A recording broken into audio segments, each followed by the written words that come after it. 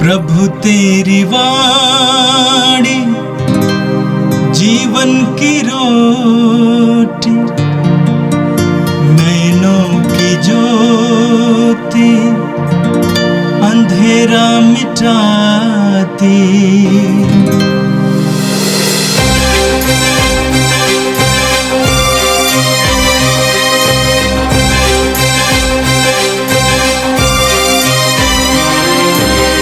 प्रभु तेरी वाणी जीवन की रोटी, नैनों की ज्योति अंधेरा मिटाती।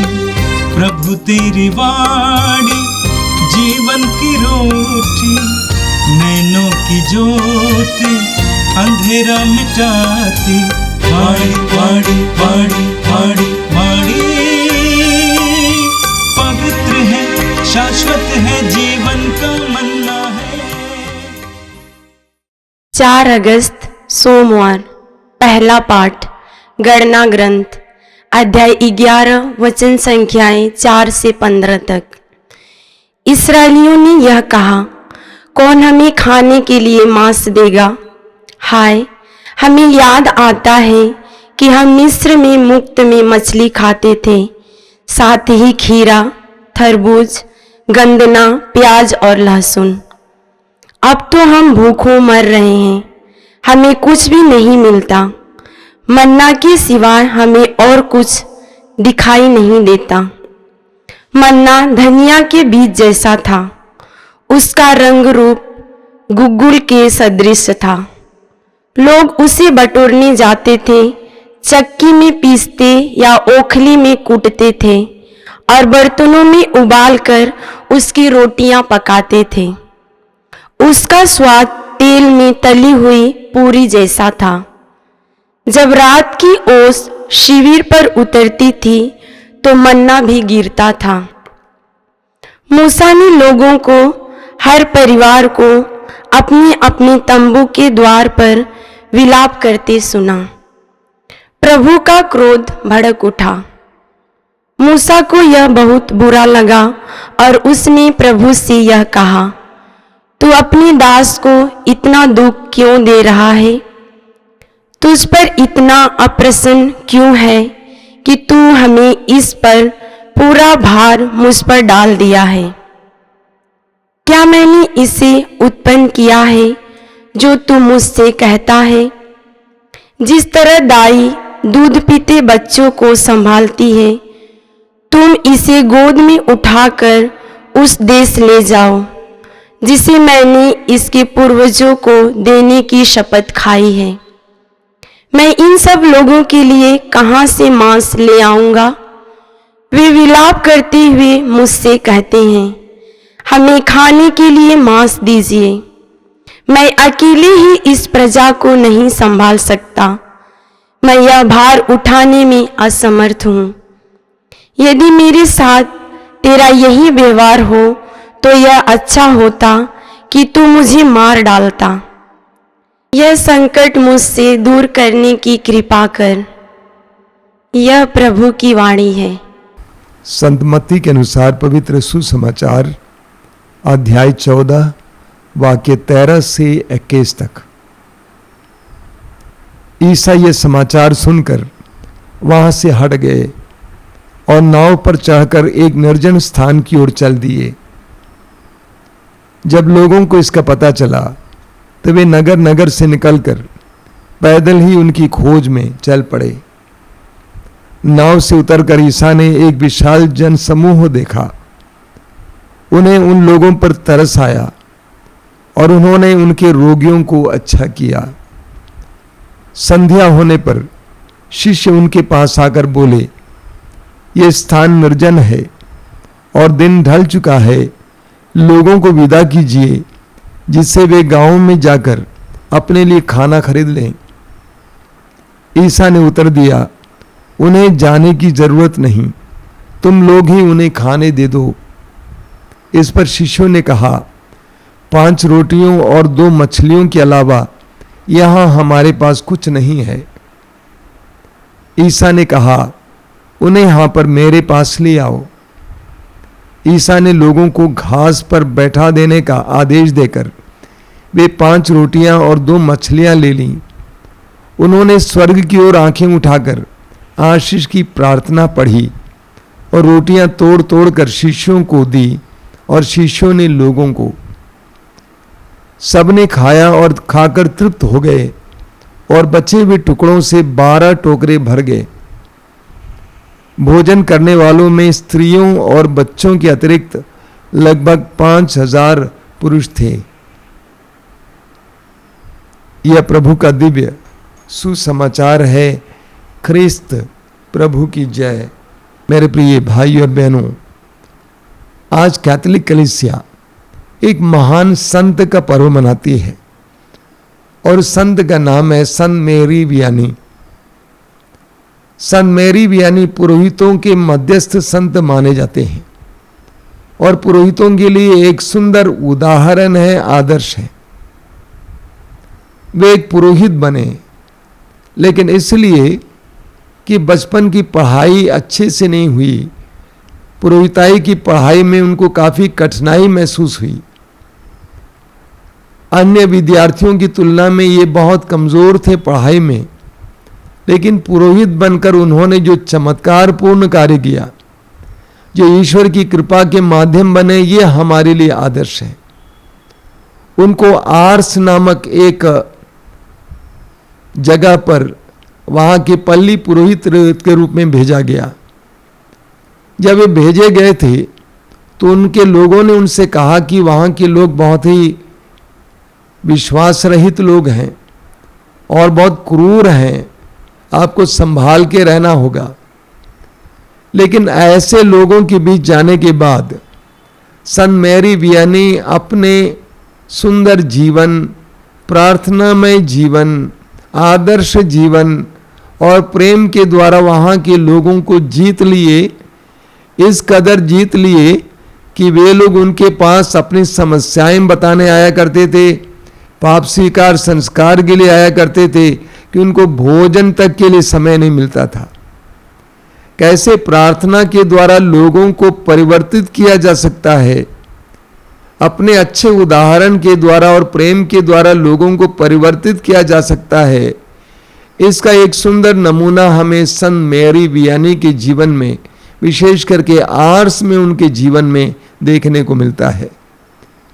वे फ्रांस में जिए, फ्रांस के थे वे, और 18वीं और 19वीं सदी में रहे। आज भी उनका नाम और उनका काम, उनका यश और उनकी पवित्रता हमारे सामने एक सुंदर उदाहरण है, प्रेरणादायक है। आज का पहला पाठ गणना ग्रंथ के अध्याय 11 से लिया गया था। मिस्र की गुलामी से कनान देश की ओर इस्राएलियों की यात्रा काफी लंबी थी और उनकी संख्या भी बहुत बड़ी थी, 10 लाख से भी ज्यादा थी। उनके पास खाने के लिए जो सामग्रियां थी, जो वस्तुएं थी, वे मार्ग में ही समाप्त हो गई थी। उनके पास भोजन नहीं था, जल नहीं था। उन्होंने भुनभुनाना शुरू किया। ईश्वर ने उनके लिए आसमान से मन्ना बरसाया और वे मन्ना को पकाकर खाया करते थे। मन्ना के विषय में आज के पाठ में आपने सुना। मन्ना धनिया के बीज जैसा था, उसका रूप रंग गुग्गुल के सदृश था। लोग उसे बटोरने जाते थे, चक्की में पीसते या ओखली में कूटते थे और बर्तनों में उबाल कर उसकी रोटियां पकाते थे। उसका स्वाद तेल में तली हुई पूरी जैसा था। जब रात को ओस शिविर पर उतरती थी तो मन्ना भी गिरता था। मार्ग में इस्राएली इस तरह मन्ना खाते रहे, लेकिन काफी समय के बाद वे ऊब गए और वे कहने लगे, कौन हमें खाने के लिए मांस देगा?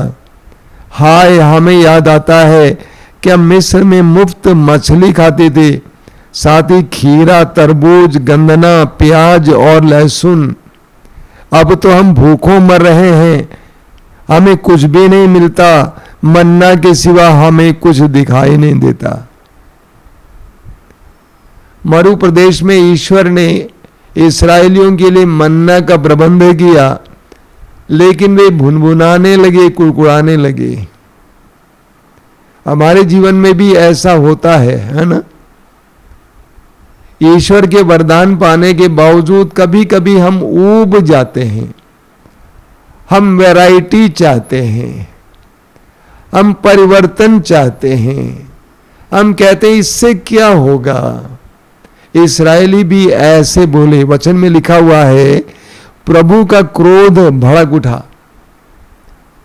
प्रभु के मन में उनके प्रति क्रोध आया कि मैंने इनको गुलामी से चमत्कारपूर्ण कार्यों के द्वारा छुड़ाया, अब मैं आजादी की ओर ले जा रहा हूं। मार्ग में खाने के लिए उनके लिए मन्ना बरसाया, पानी का प्रबंध किया, इसके बावजूद ये मेरे विरुद्ध भुनभुना रहे हैं।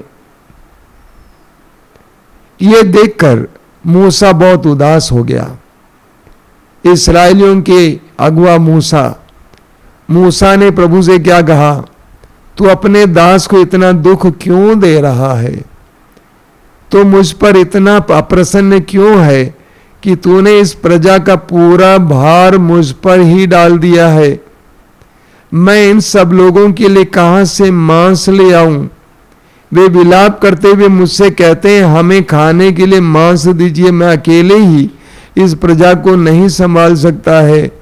आगे मूसा कहता है, यदि मेरे साथ तेरा यही व्यवहार हो तो ये अच्छा होता कि तू मुझे मार डालता। ये संकट मुझसे दूर करने की कृपा कर। बहुत ही रोचक प्रसंग है। इस्राएली ईश्वर के विरुद्ध भुनभुनाते हैं, ईश्वर क्रुद्ध हो जाता है और मूसा बीच में पिसता है। मूसा विलाप करके कहता है कि प्रभु तूने ये सारी जिम्मेदारी मेरे सिर पर क्यों रखा है? ये तेरी प्रजा है, मुझे इतना सहना क्यों पड़ रहा है? मुझे इनके भुनभुनाने की आवाज सुनने को क्यों मिल रहा है? इससे अच्छा होता कि मैं मर जाता। अगुवाई करना आसान नहीं है, नेतृत्व का काम आसान नहीं है। आप सबको हर समय प्रसन्न नहीं कर पाएंगे, लोग आपके विरुद्ध भुनभुनाएंगे। चाहे आप माँ बाप हों, समाज में नेतृत्व करते हों, धर्म गुरु हों, लोगों की अगुवाई करने वाले हों, सेवक सेविका हों, आपके सामने लोग भुनभुनाएंगे, कुड़कुड़ाएंगे। ऐसे में मूसा को देखिए, मूसा ईश्वर से चिपक जाता है। ईश्वर के साथ उसकी आजादी महसूस कीजिए, आजादी देखिए।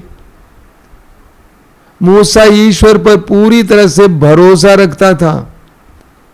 मूसा जानता था कि ईश्वर ने ही मुझे जिम्मेदारी दी है। मूसा अपने मतलब के लिए काम नहीं कर रहा था, ईश्वर की दी हुई जिम्मेदारी को निभा रहा था। मूसा कितने गहराई के साथ ईश्वर के साथ अपने आप को जोड़ता है और कितनी सुंदर प्रार्थना बोलता है। मूसा हम अगुवों के लिए, नेतृत्व करने वाले लोगों के लिए एक महान उदाहरण है। वास्तव में मूसा हम नेतृत्व करने वालों के लिए एक महान आदर्श है। ईश्वर ने मूसा को बुलाया, मूसा उसकी आवाज को सुनता है, उसके आदेशों का पालन करता है। मूसा ईश्वर के ही मार्ग पर चलता है और अब परेशानी में मूसा ईश्वर से चिपक जाता है, ईश्वर से अपने आप को जोड़ता है। मेरे प्रिय भाई और बहनों, मूसा हमारे लिए एक महान आदर्श है। परेशानियों में, दुख पीड़ाओं में, परिवार में समस्याएं आने पर हम प्रभु से जुड़ें, ईश्वर से जुड़ें, ईश्वर को सुनें, अपने दिल की परेशानियां ईश्वर के सामने रखें। और आज का सुसमाचार संत मत्ती के सुसमाचार की अध्याय 14 से लिया गया था। पाठ में आपने सुना, ईसा ये समाचार सुनकर वहां से हट गए और नाव पर चढ़कर एक निर्जन स्थान की ओर चल दिए। ईसा ये समाचार सुनकर वहां से हट गए। क्या समाचार? यूहन्ना बपतिस्ता की हत्या का समाचार। और यीशु एकांत में चल दिए, निर्जन प्रदेश चल दिए। उस समय यीशु को एकांत स्थान की आवश्यकता थी क्योंकि उनको दुख था। यूहन्ना बपतिस्ता की हत्या से यीशु को दुख हुआ। सबसे पहले यूहन्ना बपतिस्ता यीशु के रिश्तेदार थे। दूसरी बात, यूहन्ना बपतिस्ता ने यीशु के सुसमाचार की घोषणा के लिए मार्ग तैयार किया था। तीसरी बात, यीशु ने देखा कि ईश्वर के भेजे हुए नबियों के साथ लोग कैसा व्यवहार करते हैं। पहले भी लोगों ने ऐसा ही व्यवहार किया था और यूहन्ना बपतिस्ता के साथ भी ऐसा ही व्यवहार किया। यीशु को बहुत दुख हुआ और इसीलिए वे निर्जन प्रदेश चले जाते हैं। लेकिन लोग यीशु को छोड़ते नहीं है। वचन में आपने सुना, वे पैदल ही चलकर यीशु के पास पहुंच गए। जब यीशु नाव से उतरे तो यीशु ने एक बहुत बड़ा जनसमूह देखा। यीशु को उनके प्रति दया आई, वचन में आपने सुना। तरस आया, ये वचन में आपने सुना। क्यों दया आई? क्योंकि प्रभु ने देखा एक तरफ वे ईश्वर के भेजे हुए लोगों के साथ संसार कैसा व्यवहार कर रहा है, इस्राएली कैसे व्यवहार कर रहे हैं, दूसरी तरफ उसी संसार में कितने लोग दुखी हैं, पीड़ित हैं, परेशान हैं। आज भी हमें यह देखने को मिलता है। गरीबों, दुखियों और पीड़ितों के लिए काम करने वाले लोगों के साथ कैसा व्यवहार होता है। दूसरी तरफ इस संसार में कितने ही लोग दुखी और पीड़ित हैं। यीशु ने उनमें से कई लोगों को चंगा किया। संध्या होने पर शिष्यों ने आकर कहा कि प्रभु, इनको गांव में जाने दीजिए भोजन खरीदने के लिए, यह निर्जन स्थान है। प्रभु ने शिष्यों से कहा, तुम ही उनको खिलाओ। शिष्यों ने कहा, हमारे पास 5 रोटियां और 2 मछलियां हैं, इसके सिवा कुछ नहीं है। वहां पर प्रभु ने क्या कहा शिष्यों से? यीशु ने कहा, उन्हें यहां मेरे पास ले आओ। प्रभु ने शिष्यों से कहा कि तुम्हारे पास जो 5 रोटियां हैं और 2 मछलियां हैं, मेरे पास ले आओ। एक बहुत सुंदर आदेश है, ये हम सबके लिए है। कई लोग अपनी कमियों के बारे में सोचते रहते हैं। मेरे पास क्या है, मैं गरीब हूं। मेरे पास क्या है, मैं रोगी हूं। मेरे पास क्या है, मैं अपंग हूं। मेरे पास क्या है, मैं तो समाज में निचले स्तर का हूं। प्रभु कहते, तुम्हारे पास जो है वो मेरे पास ले आओ। तुम्हारे पास 5 रोटियां और 2 मछलियां हैं, लेकिन वो मेरे पास ले आओ। मेरे प्रिय भाइयों और बहनों, हमारे पास जो है वो जब हम प्रभु के पास समर्पित करते हैं, ले जाते हैं, आप जानते हैं, उन्हें 5 रोटी और 2 मछलियों के सहारे प्रभु हजारों लोगों को खिलाया। वही काम हमारे जीवन में भी करेंगे। कभी ये नहीं कहना मेरे पास कुछ नहीं है। जो है प्रभु के पास ले जाओ।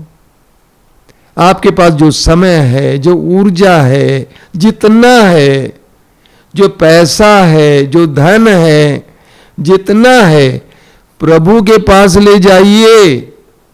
भक्ति में, विश्वास में, समर्पण में प्रभु के पास आप ले जाएंगे तो प्रभु आपको प्रचुर मात्रा में देंगे। वचन में आपने सुना, ईसा ने लोगों को घास पर बैठा देने का आदेश दिया। अपने पिता ईश्वर पर यीशु का विश्वास देखिए, सबको बैठा दो। प्रभु ने चमत्कार देखने से पहले ही चमत्कार देख लिया, कहा कि सबको बैठा दो। आगे प्रभु ने क्या किया? उन्होंने स्वर्ग की ओर आंखें उठाकर आशीष की प्रार्थना पढ़ी। हमें प्रभु से सीखने की आवश्यकता है। हमारी दृष्टि हमारी कमियों पर ही लगी हुई है, टिकी हुई है। हमें अपनी दृष्टि स्वर्ग की ओर उठाने की आवश्यकता है। क्या आप गरीब हैं, आप दुखी हैं, आप बीमार हैं, आप अपंग हैं, आपका शरीर दुर्बल है, सिर्फ अपने शरीर पर, अपनी कमजोरी पर ही दृष्टि मत लगाइए, बल्कि स्वर्ग की ओर अपनी आंखें उठाइए, ईश्वर की ओर अपनी आंखें उठाइए। आप देखेंगे आपके पास जो है वो सशक्त हो जाएगा। मैं लोगों से बोला करता हूं, प्रार्थना करना सीखिए, अपनी कमियों को मत गिनिए। वो सुंदर गीत है ना, ये मत कहो खुदा से कि मेरी मुश्किलें बड़ी हैं, बल्कि मुश्किलों से कह दो मेरा खुदा महान है, बड़ा है।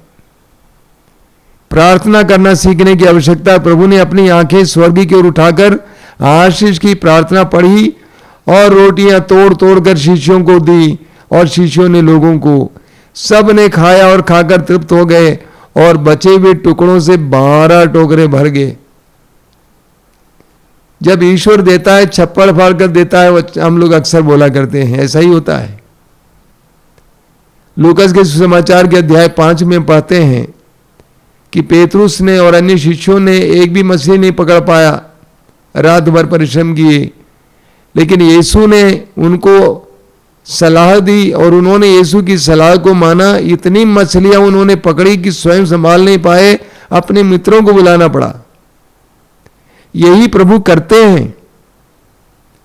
जब हम प्रभु की ओर आंखें उठाते हैं, अपने पास जो कुछ है प्रभु की ओर उठाते हैं ईमानदारी के साथ, तो प्रभु हमें इस मात्रा में देते हैं कि हम स्वयं नहीं बल्कि अन्य लोगों को भी देने में समर्थ हो जाएंगे। ऐसा ही हुआ, 12 टोकरे रोटियां बच गईं। वचन में लिखा हुआ, भोजन करने वालों में स्त्रियों और बच्चों के अतिरिक्त लगभग 5000 पुरुष थे। 5000 पुरुष थे और स्त्रियां भी ढेर सारी होंगी, बच्चे भी ढेर सारे होंगे, यानी हजारों लोगों को प्रभु ने 5 रोटियों और 2 मछलियों से खिलाया और तृप्त किया, और बाकी भी बच गया। ये हमारे लिए एक सुंदर उदाहरण है, आदर्श है, एक महान शिक्षा है।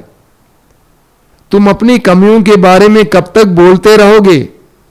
जो कमियां हैं प्रभु की ओर उठाओ और प्रार्थना में अपनी आंखें स्वर्ग की ओर उठाओ। तुम देखोगे तुम्हारी कमियों के जरिए ही तुम्हारी सारी कमियां पूरी हो जाएंगी। आश्रम में आने वाले लोगों को मैं यही बताता हूं, प्रार्थना करना शुरू करो। अपने पास जो है वो प्रभु को समर्पित करना सीखो। आप अपने जीवन में चमत्कार देखेंगे। आइए हम प्रार्थना करें। धन्यवाद देते हैं प्रभु आज के सुंदर दिन के लिए, तेरे पवित्र वचनों के लिए धन्यवाद देते हैं। हम तुझसे प्रार्थना करते हैं, हमें तेरे पवित्र वचनों से सामर्थ्य पाने की कृपा दीजिए, उन पर विश्वास करने की कृपा दीजिए, प्रार्थना का वरदान दीजिए। प्रभु यीशु इन वचनों को सुनने वाले मेरे भाई बहनों को हर प्रकार की विपत्ति से बचा के रखना। आज का पूरा दिन उनके लिए आशीष का दिन बने। हमारी इस प्रार्थना को ग्रहण कर, आमीन।